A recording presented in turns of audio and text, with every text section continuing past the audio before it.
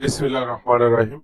আমরা এখানে যে ইলেকট্রিক সার্কিটটি দেখতে পাচ্ছি, এটা হচ্ছে একটা লিফটের ইনস্পেকশনের ওয়ারিং ডায়াগ্রাম। তো এই ওয়ারিংটা হচ্ছে আমাদের সিগমা লিফট, এখানে ব্র্যান্ডের নাম লেখা আছে। সিগমা লিফটের আখড়া কন্ট্রোলের ইনস্পেকশন ওয়ারিং ডায়াগ্রাম। তো আমরা আসলে প্রথমে দেখবো এখানে শুরুটা কোথা থেকে আসছে। শুরুটা আসছে আমাদের এখান থেকে। এটা হচ্ছে আমাদের হল ডোর ডিটেকশন, আর এটা হচ্ছে আমাদের বাইপাস ডিটেক্টর। এটা হচ্ছে হাই ভোল্টেজ ডিটেকশন পার্ট। তো এখান থেকে আমরা কি নিছি, এখান থেকে মেইনলি আমরা ভোল্টেজটা নিছি, যে 30 ভোল্টেজ ডিসি এখান থেকে শুরু হয়েছে। CJ8, CJ8 এর 8 নাম্বার তার, CJ8 এর 8 নাম্বার তারে 4 থেকে 8 নাম্বার CJ8 এর 8 নাম্বার পিন থেকে আমরা যে ভোল্টেজটা পাইছি, এটা হচ্ছে আমাদের ইনস্পেকশনের মেইন ভোল্টেজ। আমাদের ইনস্পেকশনের যে ওয়ারিং, এই ওয়ারিং যে শুধু আপনার আখড়া কন্ট্রোলে ব্যবহৃত হবে বা আখড়া কন্ট্রোলের জন্য প্রযোজ্য এরকম না। এটার সাথে আপনি এই স্টেপের AS380 AS60 কিছুটা মিল পাবেন, হয়তো জ্যাক নাম্বার বা আদার্স কিছু ডিফেন্ট থাকতে পারে, আলাদা থাকতে পারে। 100% একেবারে আলাদা নাও।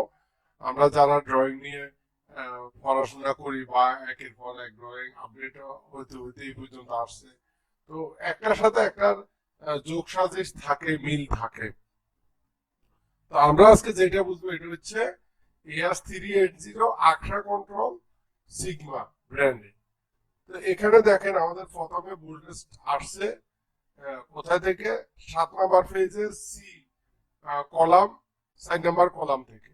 এখানে লিখাই আছে ডিসি ভোল্টেজ CJ2 দিয়ে ঢুকছে। CJ2 কোথায় আছে, এটা আছে আপনার জাংশন বক্সে। CJ2 টা কোথায় আছে, জাংশন বক্সে। CJ2 কত নাম্বার তার দিয়ে ঢুকছে, 10 নাম্বার তার দিয়ে।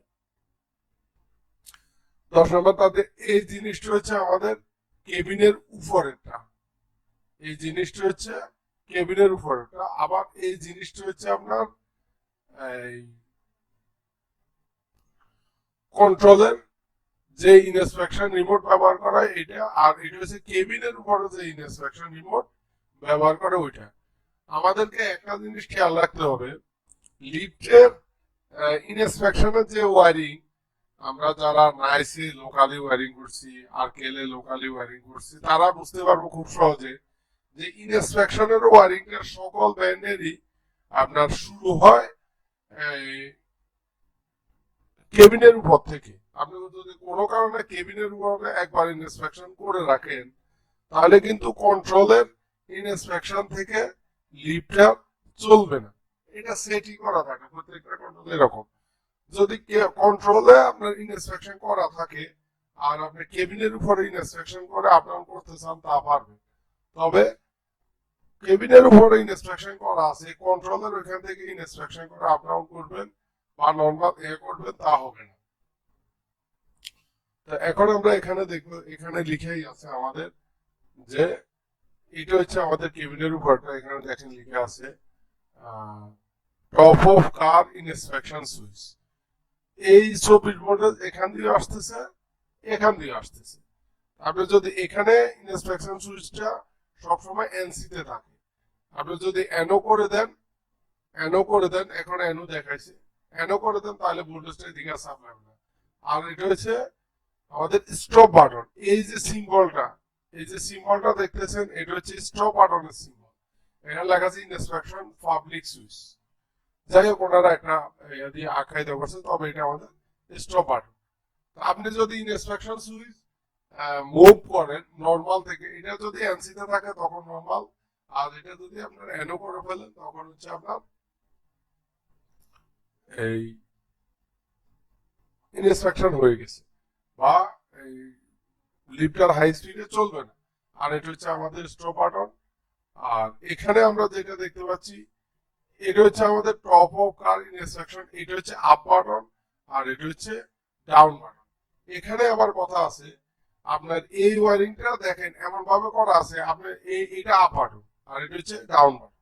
আপনি কোনো কারণে যদি আপ বাটন প্রেস করেন তাহলে ডাউন বাটনের ভোল্টেজ মিস করে ফেলবে।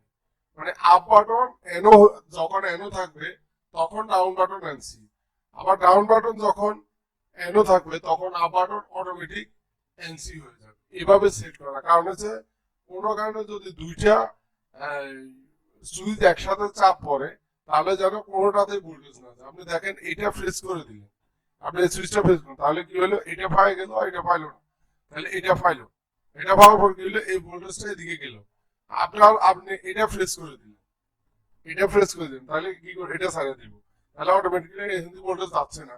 আর আপনি যখন আবার এইটা এদিকে প্রেস করলেন তখন এটা ছাড়িয়ে দিল, আবার এটা তো এটাও প্রেস করুন, তাহলে এটা পাইলো, তাহলে ভোল্টেজটা এখান থেকে যাচ্ছে না। ওয়ারিংটা খুব সুন্দর একটা ওয়ারিং, যে আপনি কোনো কারণে দুইটা সুইচ প্রেস করলে কোথাও থেকে ভোল্টেজ যাবে না, যে কোনো একটা প্রেস করতে হবে। আপনি এখানে আপ বাটন প্রেস করলেন তাহলে ভোল্টেজটা, এটা তো এনসি আছেই, আপনি তো আর এটা প্রেস করতেছেন না, এটা প্রেস করলে ভোল্টেজটা এখান থেকে যায় এখানে ঘুরে আইসা সরাসরি আপনার কন্ট্রোল বোর্ডের JP 1 number 4 JP 1 number 4 6 number তার দিয়া যে ভোল্টেজটা কন্ট্রোলে ঢুকতেছে, এটা হচ্ছে আপনাদের ইনস্ট্রাকশন আপ বাটনের ভোল্টেজ আসতেছে। এখানে যখনই ভোল্টেজটা আসবে তখন লিফট অটোমেটিক্যালি আপের দিকে যাবে।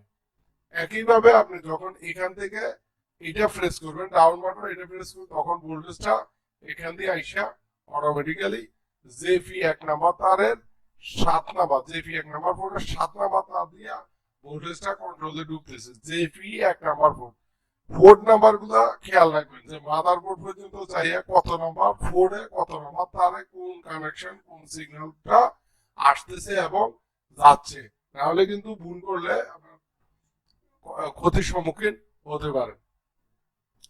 আর মাঝখানে তো আমাদের কানেকশন গুলাই আছে, এখানে ইনস্ট্রাকশন সুইচ থেকে আসে আপনার যে CJ2 8 নাম্বার তার দিয়ে যাচ্ছে আপেরটা, আর CJ2 9 নাম্বার তার দিয়ে যাচ্ছে ডাউনেরটা, আবার এখানে CJ8 এর 9 নাম্বারে আসছে, আবার এখানে CJ8 এর 7 নাম্বারে আসছে, তারপরে আসছে 2C। বলতে 2C-টা কোথায়, 2C হচ্ছে আপনার উপরে কন্ট্রোলে, এখানে এইটুক তার, এখানে কিন্তু ছোট্ট একটা তার দেয়, তবে এটা কিন্তু আপনার ট্রাভেলিং কেবল হইয়া যায়, তারপর 2C-তে ঢুকছে। 2C-র 9 নাম্বার আর 7 নাম্বার তারে আপ ডাউনের সিগন্যাল চলে আসছে। একইভাবে আপনার আমাদের কন্ট্রোলে যেটা আছে এটা আপনার এখানে TCA সুইচ দেওয়া, এটা যখন আমরা মুভ করবেন তখন এখান থেকে ভোল্টেজ রিলিজ হয়ে যাবে, এখান থেকে সরাসরি এখানে আসলো, এগুলা পরে মিস করে ফেলবে, এগুলো আর কাজ করবে না। এখানে আর নরমালি অ্যাসিড করার পরে আমরা ভোল্টেজটা এখান থেকে সরাসরি, এটা হচ্ছে আপনার ডাউনে আর এটা হচ্ছে আপে, আপনি এটা প্রেস করলেন ডাউনে যাবে, এটা প্রেস করলেন আপে যাবে। ভোল্টেজ মাদারবোর্ডে একই তার দিয়ে কিন্তু ফাইনালি মাদারবোর্ডে একই তার দিয়ে যাচ্ছে। এই হচ্ছে আমাদের আজকের আখড়া কন্ট্রোলের ইনস্ট্রাকশন ওয়ারিং এর বর্ণনা। যদি কারো কোনো কিছু বুঝতে সমস্যা হয় অবশ্যই আমাদেরকে জানাবেন, আমরা আপনাদেরকে সর্বোচ্চ সহযোগিতা করার চেষ্টা করব। ধন্যবাদ সবাইকে।